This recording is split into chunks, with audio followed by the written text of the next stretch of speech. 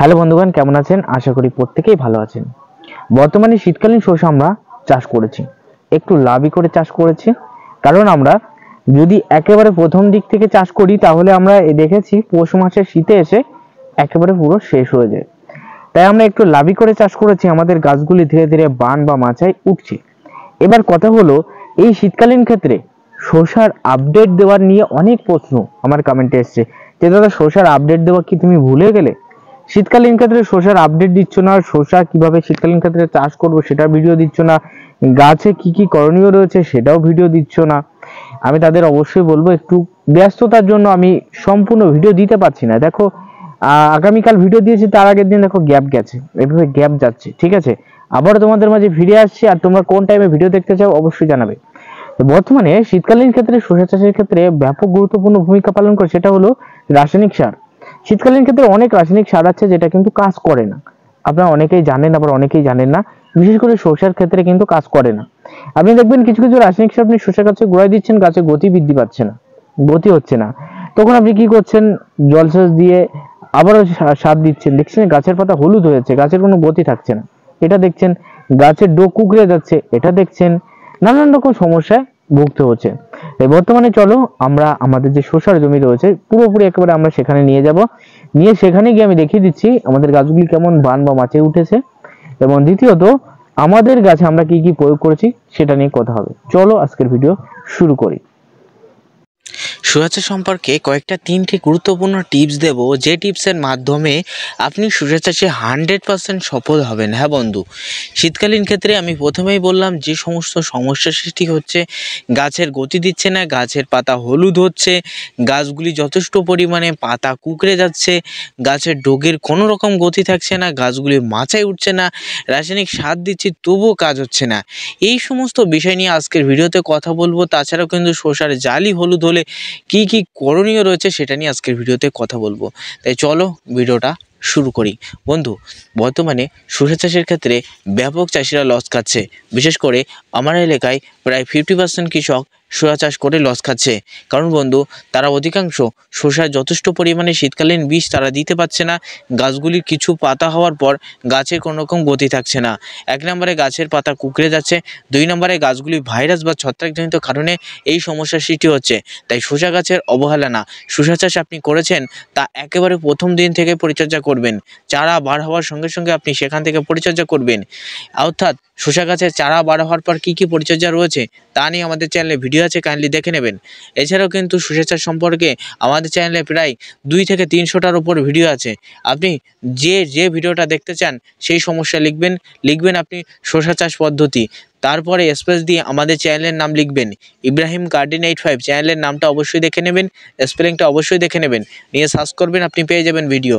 কি ভিডিও আপনি দেখতে চান শসা সম্পর্কে? শসা গাছের পাতা কুঁকড়ে যাচ্ছে, তাহলে লিখবেন শসা গাছের পাতা কুঁকড়ানোর সমস্যা, স্পেস দিয়ে আমার চ্যানেলের নাম লিখবেন শসা গাছের ফুল ঝরে যাওয়ার সমস্যা, স্পেস দিয়ে আমাদের চ্যানেলের নাম লিখবেন যে শসা গাছের ফল পচে যাওয়ার অর্থাৎ ফুল পচে যাওয়ার প্রধান কারণ, তারপরে স্পেস দিয়ে লিখবেন আমাদের চ্যানেলের নাম। তারপরে লিখবেন যে শসা গাছের প্রচুর হারে পোকার আক্রমণ, শোষী পোকার আক্রমণ, স্পেস দিয়ে আমাদের চ্যানেলের নাম। দেখবেন ভিডিও পেয়ে যাবেন, সেই ভিডিওগুলো দেখে নেবেন, আপনার অনেক উপকারে আসবে। যে বীজগুলো দিয়ে আমরা বর্তমানে উপকৃত হয়েছি সেই তথ্যই আপনাদের মাঝে শেয়ার করা আছে। তাই আপনাদের রিকমেন্ড করব ওই ভিডিওগুলি অবশ্যই দেখে নেবেন যদি দেখতে চান। বন্ধু, আমি যে কথা বলছিলাম যে বর্তমানে শসা গাছের বান বা মাঝে আমাদের আটাতে হবে। এই জন্য আমাদের কি করণীয় রয়েছে? এই জন্য ফার্স্ট স্টেপে আমাদের যেটা করতে হবে, ফার্স্ট স্টেপে জমিতে যদি প্রচুর পরিমাণে ঘাস বা আগাছা থাকে সেগুলোকে নিড়িয়ে দিতে হবে। খুসনি বা পাশনির সাহায্যে সেগুলোকে টেনে দেবেন। সেখানে ঘাস মারা বিষ না প্রয়োগ করাই ভালো। যদি প্রয়োগ করেন পুরোটা প্রয়োগ করবেন, তবে প্রয়োগ না করাই ভালো। কারণ শীতকালীন ক্ষেত্রে জমিতে ঘাসের পরিমাণ একেবারে কম বার হয়।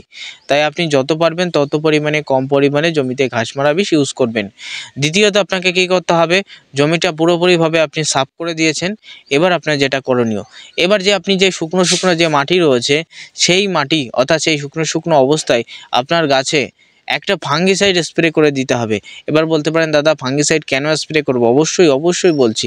অবশ্যই একটা কারণ রয়েছে, অবশ্যই আপনাকে জানতে হবে। ফাঙ্গিসাইড স্প্রে করে দেবেন, আপনি বাজার থেকে ক্রয় করে নিয়ে আসবেন।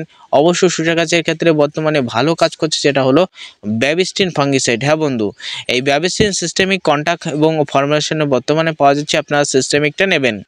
এটা গাছে স্প্রে করবেন, দেখবেন গাছের পাতা একেবারে কালো কুচকুচ করবে, গাছের পাতা পুরো কালো হয়ে যাবে।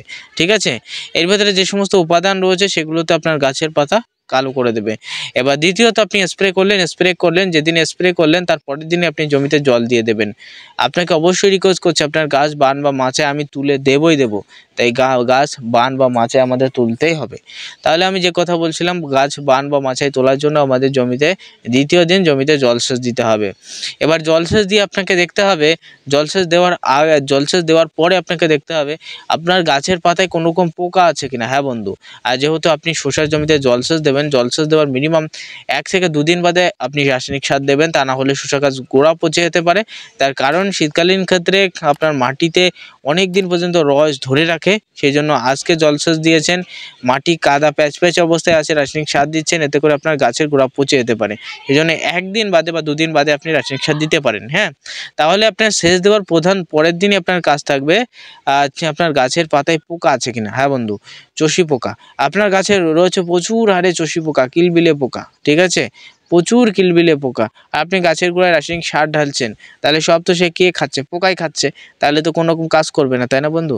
তাহলে আমাদের যেটা করণীয়, অবশ্যই আমি রিকমেন্ড করবো চাষিদের, বারে বলবো, পোকার বিষ দেবে। পোকার বিষ হিসেবে কি রয়েছে শসার জমিতে? সব থেকে ভালো পরিমাণে চালা পোকার বিষ রয়েছে, সেটা বন্ধু আমি পেগাসাস এবং অল ক্লিয়ার, এই দুটো বিষ একসাথে মিশ্রিত করে প্রয়োগ করলে শসার জমিতে সাদা মাছিও একটা থাকবে না, চষি পোকাও একটা থাকবে না। পেগাসাসের বর্তমানে দাম 75 থেকে 80 টাকায় পেয়ে যাবে, 30 গ্রাম মতো থাকবে। আর আপনি অল ক্লিয়ার 30 ml এর দাম মিনিমাম কিন্তু 200 টাকার ভিতরে পেয়ে যাবেন, বা কম দামের কিন্তু আছে, 200 টাকার কমও হতে পারে, তবে এক স্থানে এক রকম দাম রয়েছে। ঠিক আছে, আপনি সেটা ক্রয় করে দেবেন, 10 গ্রাম করে একেবারে একটা পাত্রে ঢেলে আপনি গাছে স্প্রে করে দেবেন জলসেচ দেওয়ার পরের দিন। এবার তারপরের দিন কি করবেন? তারপরের দিন জমিতে এসে আপনার গাছের গোড়ায় রাসায়নিক সার দেবেন। তবে রাসায়নিক সার দিলে হবে না, তার সাথে কয়েকটা উপাদান মিশ্রিত করতে হবে, যা শসা গাছের গতি বাড়াবে, গাছ বান বা মাচায় উঠতে সাহায্য করবে। এর জন্য ফার্স্টে আপনাকে বাজার থেকে ক্রয় করতে হবে গোমরের 20-20-13। হ্যাঁ বন্ধু, এবং সেই সঙ্গে গোমরের 14-35-14, এই দুটো রাসায়নিক সার একসাথে মিশ্রিত করবেন। যাদের গাছের বয়স 15 থেকে 20 দিন হয়েছে, 15 দিন বয়স, তারা কিন্তু 14-35-এর বদলে সুফলা দেবেন। ঠিক আছে, আর যাদের গাছের বয়স একটু বেশি হয়ে গেছে, এখনো মাচায় উঠছে না, তারা 14-35 দেবেন। বুঝতে পারছেন? তাহলে নিতে হবে 50-50 পরিমাণে। যদি 10 কাঠা জমি থাকে, আপনি যদি 10 কেজি দিতে চান, তাহলে 5 কেজি 20-20-13 এবং 5 কেজি নেবেন 14-35-14, বা সুফলাও আপনি নিতে পারেন। এবার চলে আসি, এর সঙ্গে কয়েকটা উপাদান অবশ্যই দিতে হবে।